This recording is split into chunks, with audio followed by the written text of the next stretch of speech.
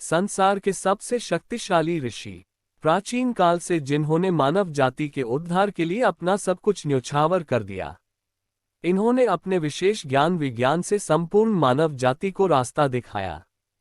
पौराणिक काल में एक से बढ़कर एक ऋषि हुए जिनके शक्तियों का अंदाजा लगाना बहुत मुश्किल है। इनके शक्तियों के आगे देवता से लेकर असुर तक सभी विवश रहते थे।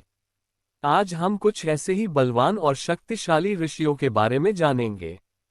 1. अत्रि। महर्षि अत्रि ब्रह्मा के पुत्र, सोम के पिता व देवहूति की पुत्री अनुसूया के पति थे। अत्रि जब बाहर गए थे तब त्रिदेव अनुसूया के घर ब्राह्मण के भेष में भिक्षा मांगने लगे और अनुसूया से कहा कि जब आप अपने संपूर्ण वस्त्र उतार देंगी तभी हम भिक्षा स्वीकार करेंगे। तब अनुसूया ने अपने सतीत्व के बल पर उक्त तीनों देवों को अबोध बालक बनाकर उन्हें भिक्षा दी। माता अनुसूया ने ही देवी सीता को पतिव्रत का उपदेश दिया था। अत्रि ने इस देश में कृषि के विकास में योगदान दिया था। अत्रि वंश के लोग ही सिंधु पार करके पारस, आज का ईरान, चले गए थे, जहां उन्होंने यज्ञ का प्रचार किया। अत्रि ऋषि का आश्रम चित्रकूट में था। मान्यता है कि अत्रि दंपति की तपस्या और त्रिदेवों की प्रसन्नता के फलस्वरूप दत्तात्रेय, चंद्रमा तथा दुर्वासा महर्षि अत्रि एवं देवी अनुसूया के पुत्र रूप में जन्मे। 2. कव। माना जाता है देश के सबसे महत्वपूर्ण यज्ञ सोमयज्ञ को कव ऋषि ने ही शुरू किया। कव वैदिक काल के ऋषि थे। इन्हीं के आश्रम में हस्तिनापुर के राजा दुष्यंत की पत्नी शकुंतला एवं उनके पुत्र भरत का पालन पोषण हुआ था। 103 सूक्त वाले ऋग्वेद के 8वें मंडल के अधिकांश मंत्र महर्षि कव तथा उनके वंशजों द्वारा लिखे गए हैं। सोनभद्र में जिला मुख्यालय से 8 किलोमीटर की दूरी पर कैमूर श्रृंखला के शीर्ष स्थल पर स्थित कव ऋषि की तपस्थली है जो कंडाकोट नाम से जानी जाती है। 3. वशिष्ठ। राजा दशरथ के कुलगुरु ऋषि वशिष्ठ ही थे। ये दशरथ के चारों पुत्रों के गुरु थे। वशिष्ठ के कहने पर दशरथ ने अपने चारों पुत्रों को ऋषि विश्वामित्र के साथ आश्रम में ज्ञान प्राप्त करने और राक्षसों का वध करने के लिए भेज दिया था। कामधेनु गाय के लिए वशिष्ठ और विश्वामित्र में युद्ध भी हुआ था। 4. विश्वामित्र। ऋषि बनने के पूर्व विश्वामित्र राजा थे और ऋषि वशिष्ठ से कामधेनु गाय को पाने के लिए उन्होंने युद्ध किया था, लेकिन वे हार गए। इस हार ने ही उन्हें घोर तपस्या के लिए प्रेरित किया। विश्वामित्र की तपस्या और मेनका द्वारा उनकी तपस्या भंग करने की कथा हर तरफ प्रसिद्ध है।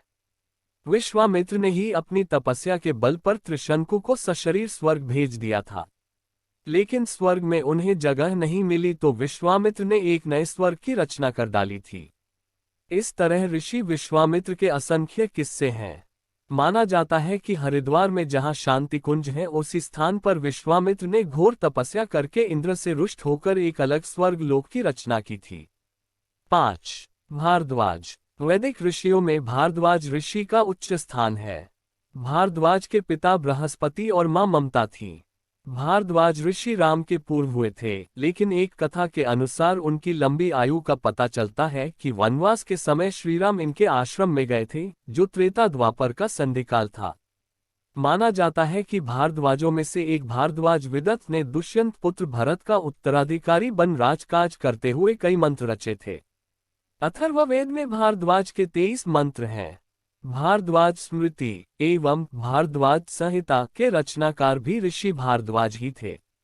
ऋषि भारद्वाज ने यंत्र सर्वस्व नामक बृहद ग्रंथ की रचना की थी।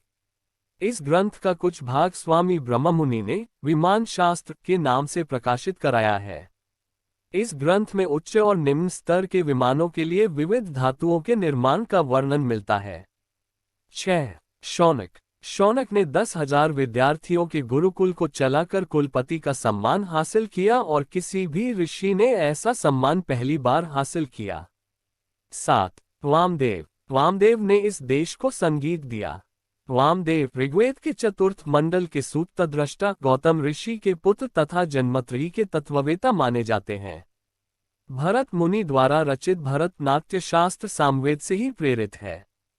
हजारों वर्ष पूर्व लिखे गए सामवेद में संगीत और वाद्य यंत्रों की संपूर्ण जानकारी मिलती है।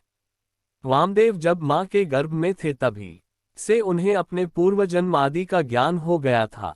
उन्होंने सोचा, माँ की योनि से तो सभी जन्म लेते हैं और यह कष्टदायक है, इसीलिए वे अतः माँ का पेट फाड़कर बाहर निकलना चाहते थे। वामदेव की माँ को इसका आभास हो गया, अतः उसने अपने जीवन को संकट में पड़ा जानकर देवी अदिति से रक्षा की कामना की। तब वामदेव ने शेन पक्षी का रूप धारण किया तथा अपनी माता के उदर से बिना कष्ट दिए बाहर निकल आए। इस प्रकार वशिष्ठ, विश्वामित्र, कव, भरद्वाज, अत्रि, वामदेव और शौनक ये हैं वे 7 ऋषि जिन्होंने इस देश को इतना कुछ दिया। इसीलिए सप्तर्षि शब्द सुनते ही हमारी कल्पना आकाश के तारामंडलों पर टिक जाती है। दोस्तों, जानकारी अच्छी लगी हो तो लाइक और सब्सक्राइब करें।